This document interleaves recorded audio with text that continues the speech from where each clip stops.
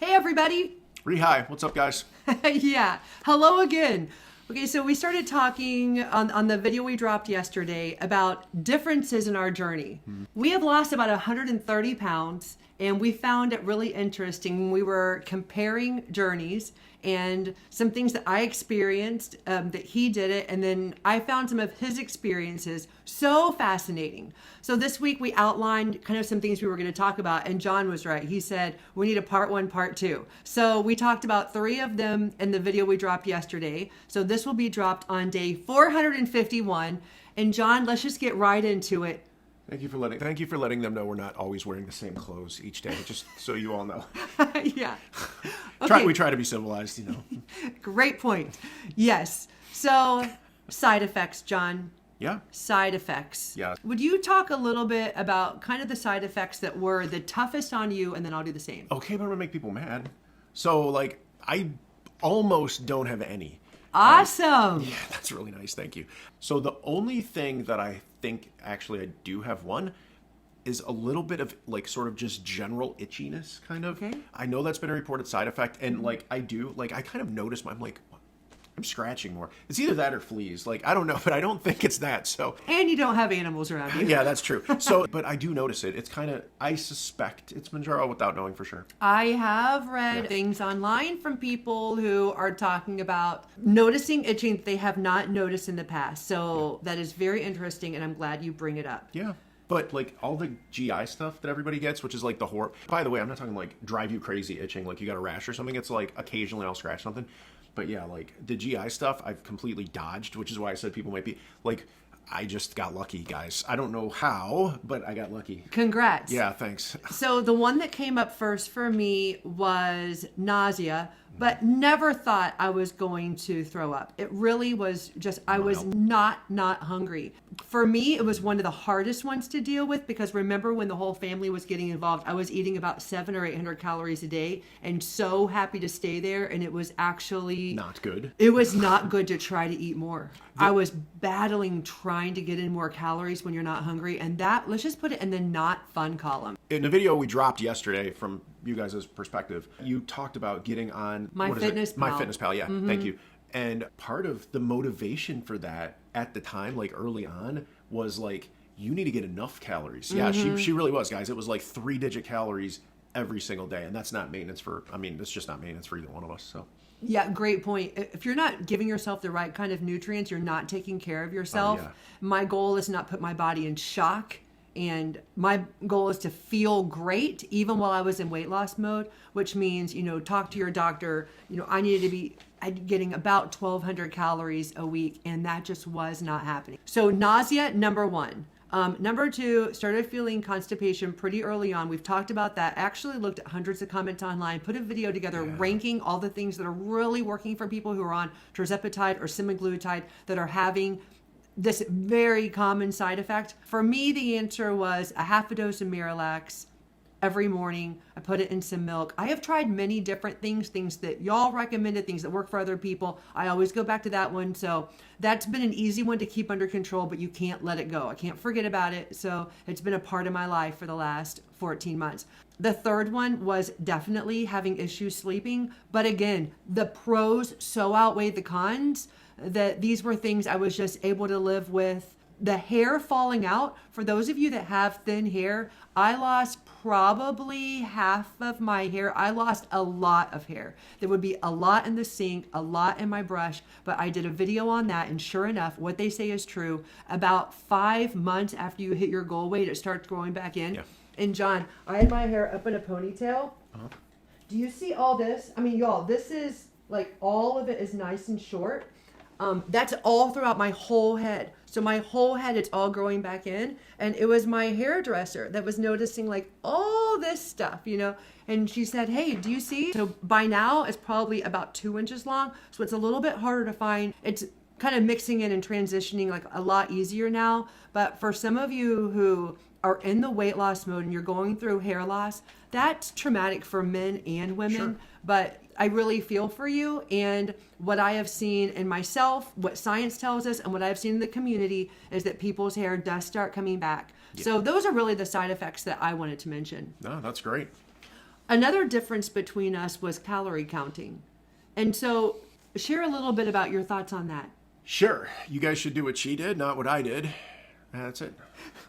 John, share a little bit about that. I did it and she did. Right. Next point. Yeah. It's been interesting. So like your whole journey with this has been more, and guys, this is not a good excuse for not doing stuff right.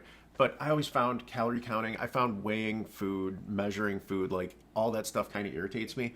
And I really have to own this. I have a bad attitude about it, and I know I do. When I say bad, all I mean is it's unhelpful.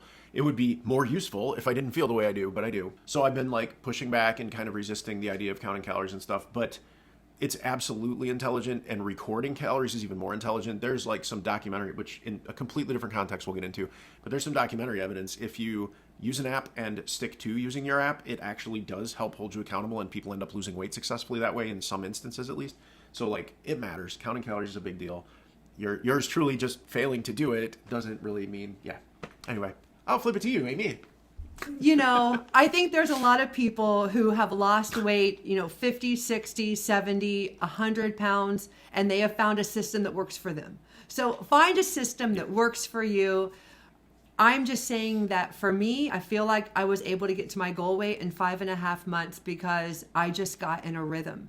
I got in a rhythm where I woke up and I ate a similar breakfast that was really healthy for me, and I put it in my FitnessPal.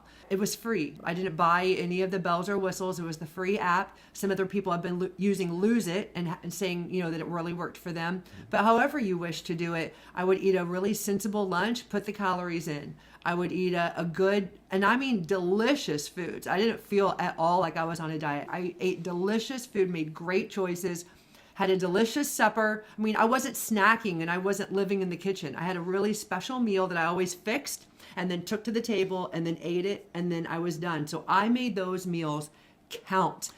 And what it brought me was peace. Yeah, I would like to add to that. One of the things that I kept seeing you do so well, Amy, she's very good with getting fruit and getting vegetables and doing both of them very reliably. This is another one of my problems. I struggle with vegetables. There's like almost no vegetables that I like.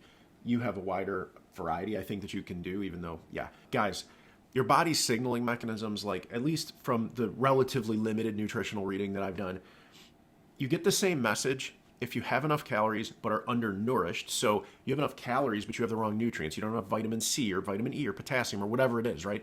If that's the case, it may cause you to feel hungry. There's like at least some evidence that that's the case. From, like I said, I haven't done a lot of reading. This is not an area of expertise for sure, but like it looks like that's the case. And so that was something you didn't really wrestle with because you kept eating so well. And you still do. Like she does a really good job. A lot of good fruits and veggies. Well, when you say delicious food, like I almost want to like put parameters around that for people, because it's like, guys, when she says delicious food, it's completely true, but she's not talking about apple pie and, ice cream, whatever the junk foods are. Like you don't do that, which is so good.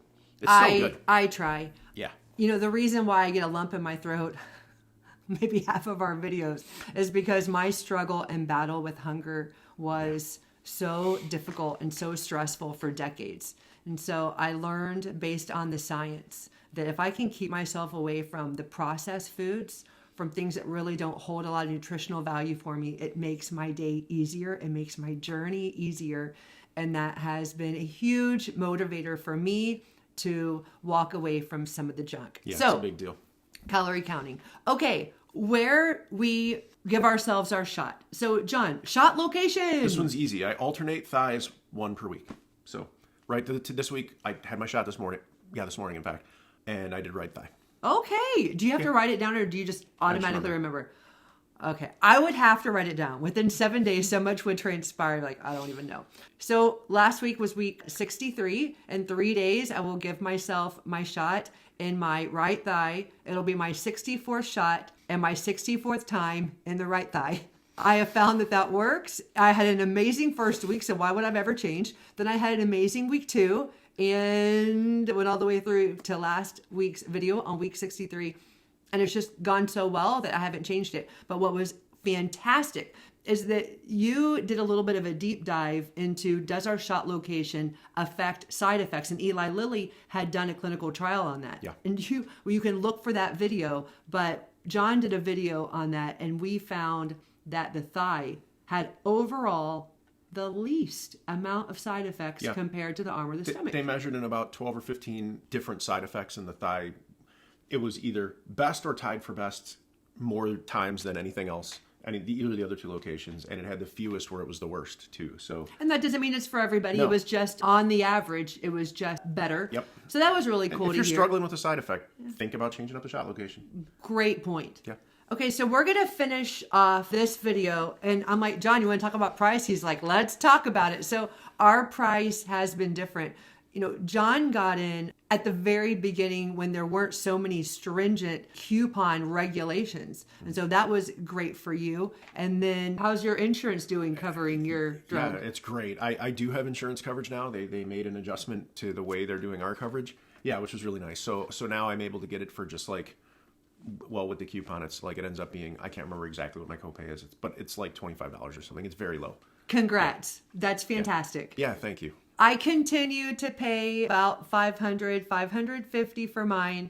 Not many times in my life could I have afforded this. This is my 27th year of teaching, and I don't spend too much money. So I am excited to be able to be in a financial situation where I can afford paying this every month. I definitely have compassion for those that talk about the finances and how the cost is a player when it comes into them getting it. But we did a talk about this once, and like, one of the things that helps, guys, you eat much less.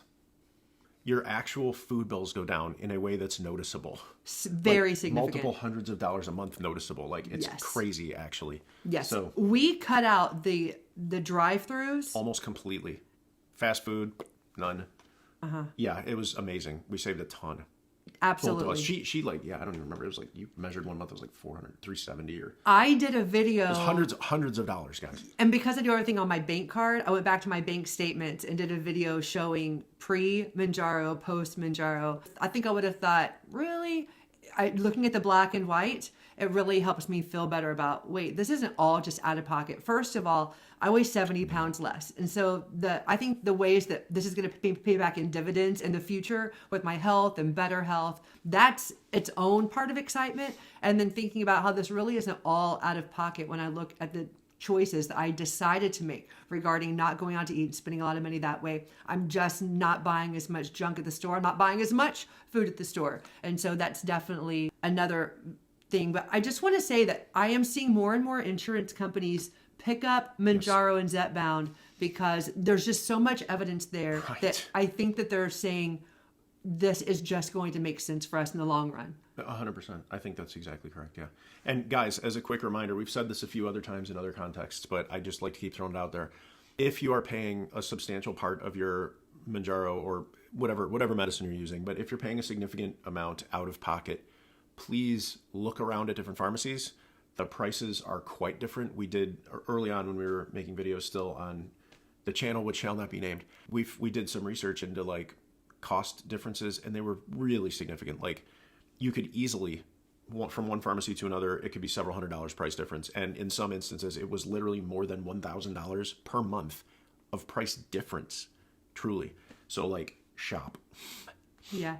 Comparison shopping is really smart for meds. It's weird because you don't normally think about, at least the way my insurance is, I never normally think about it, but it's a great idea to do. Thank you for that reminder. Welcome.